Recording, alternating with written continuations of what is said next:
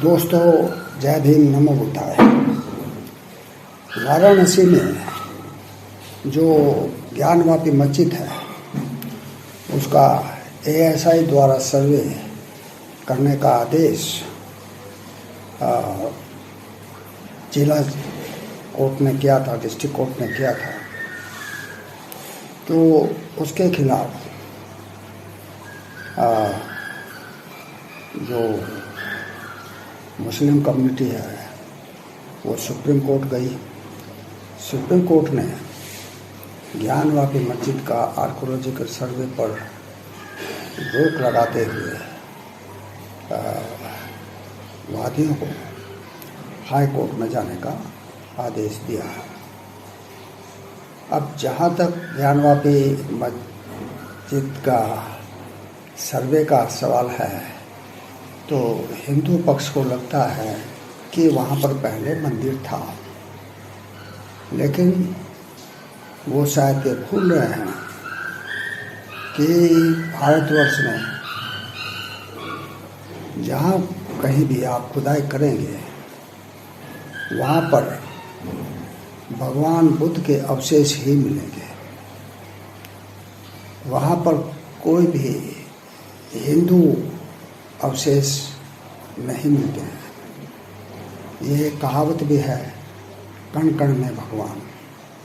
तो भगवान जो शब्द है ये सबसे पहले बुद्ध के लिए इस्तेमाल हुआ, क्योंकि उन्होंने अपने सारे मनुष्यगत विकार, दोष खत्म कर दिए थे। तो कण कण में भगवान जो है ये कहावत चरितार्थ होती है बुद्ध के लिए। जो ज्ञानवापी मस्जिद में आर्कोलॉजिकल सर्वे का क्या दावा करते हैं जो लोग, उन्हें अयोध्या में जो श्री राम मंदिर बन रहा है वहाँ भी आर्कोलॉजिकल सर्वे का दावा करना चाहिए, क्योंकि वो जो मंदिर बन रहा है श्री राम का, वो बुद्ध विहार के खंडहरों पर ही बन रहा है। जब राम मंदिर को बनाने की तैयारी हुई तो जमीन का समतलीकरण किया गया जो है JCB द्वारा, और JCB के समतलीकरण के समय पर वहाँ पर बहुत से बौद्ध अवशेष मिले थे, जैसे अशोक चक्र, जैसे अन्य चीज़ें, भगवान बुद्ध की मूर्तियाँ या स्तूप। तो इससे प्रकट होता है कि वहाँ पर पहले बुद्ध विहार या बौद्ध मठ था। तो इसी प्रकार जो गुजरात में सोमनाथ मंदिर है, ये भी प्रमाणित हुआ है कि वो भी बुद्ध विहार के खंडहरों पर ही स्थापित है।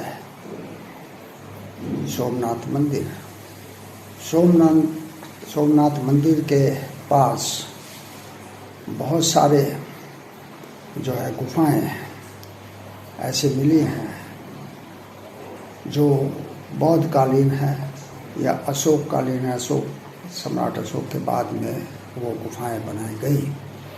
यहाँ पर बौद्ध भिक्षु ध्यान साधना करते थे, विपස්සना करते थे। इसी प्रकार महाराष्ट्र में जो पंढरपुर का मंदिर है, वो मूर्ति भी भगवान बुद्ध की है, जिसको पंढरपुर के जो पंढर बाबा करके वहाँ पर जो है लोग जाते हैं और अपने श्रद्धा सुमन चढ़ाते हैं।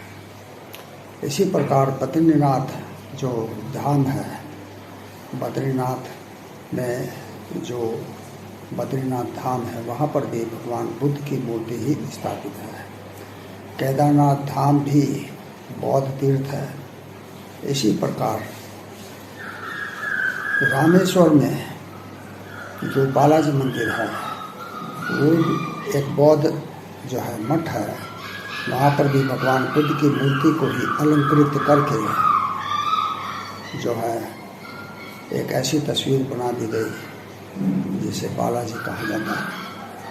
वहाँ एक परंपरा भी है कि जो भी बालाजी मंदिर में दर्शन के लिए जाता है वो पहले अपने सिर को मुंडवाता है। और सिर को मुंडवाने का मतलब भी होता है कि ये बौद्ध परंपरा है, क्योंकि बौद्धों में ही सिर मुंडवाने का रिवाज था, परंपरा थी। इसी प्रकार केरल में भी एक मंदिर है जिसमें महिलाओं का प्रवेश वर्जित है 14 साल के बाद, और 50 साल से पहले की महिलाएं, अयप्पा मंदिर जो है उनका प्रवेश मंदिर वहाँ पर बंद है। ऐसा माना जाता है कि इस अवस्था में जब महिलाएं मासिक धर्म से गुजरती हैं तो वो अपवित्र हो जाती हैं। ये कमाल की सोच है हमारे हिंदू धर्म की कि अगर मासिक धर्म ना हो, मेंसेस ना हो, तो मनुष्य का जन्म भी नहीं हो सकता, चाहे वो पुरुष हो चाहे स्त्री हो। उसके बाद ही जो है महिलाओं के गर्भ में एक एग आता है, और उस एग वो एग जब संचित होता है पुरुष के शुक्राणुओं से, तब ही बच्चे का जन्म होना शुरू होता है। तो जब ये सब बातें हैं तो क्यों नहीं अयप्पा मंदिर, बालाजी मंदिर, विठोबा मंदिर और सोमनाथ मंदिर को भी ढहाया जाए, जिस प्रकार बाबरी मस्जिद को ढहाया गया था। जिस प्रकार कहते हैं बाबरी मस्जिद, लेकिन ऐसा कुछ संकेत वहाँ पर मिला नहीं है। जो बनावट है गुंबद की, वो जरूर मुसलमानों के समय पे, बाबर के आने के बाद शायद वो बनी है, लेकिन वो बाबर की मस्जिद नहीं है, बल्कि बाबरी मठ था वो, जो बौद्धों में एक संप्रदाय है बाबरी, और उसी के एक बौद्ध भिक्षु के नाम पर वो बुद्ध विहार बना था, जिस पर बाद में गोल गुंबद बना दिया गया। और राजीव गांधी के समय पर उसके कपाट खोल दिए गए और वहाँ पर राम, लक्ष्मण, सीता और हनुमान जी की तस्वीर रख दी गई और कह दिया गया कि ये तो हमारा राम मंदिर है। तभी से वहाँ राम मंदिर का शोर मचना शुरू हुआ, और उसके बाद धीरे धीरे जो आरएसएस के लोग हैं, जो हिंदूवादी लोग हैं, हिंदुत्ववादी लोग हैं, उन्होंने ऐसा समा बांधा, ऐसा जोश लोगों में पैदा करा कि जो सुप्रीम कोर्ट में केस चल रहा था बाबरी मस्जिद बनाम जो है राम मंदिर, तो उसमें हमारे मुख्य जो न्यायाधीश थे CJI, उन्होंने हिंदुओं के पक्ष में जो है निर्णय दिया कि यहाँ पर राम मंदिर बने, और मस्जिद के लिए नज़दीक में ही 5 एकड़ की ज़मीन जो है वो मुसलमानों को दी गई। अब वो 5 एकड़ की ज़मीन में मस्जिद बन रही है या नहीं बन रही है, इसका तो कोई जिक्र नहीं है।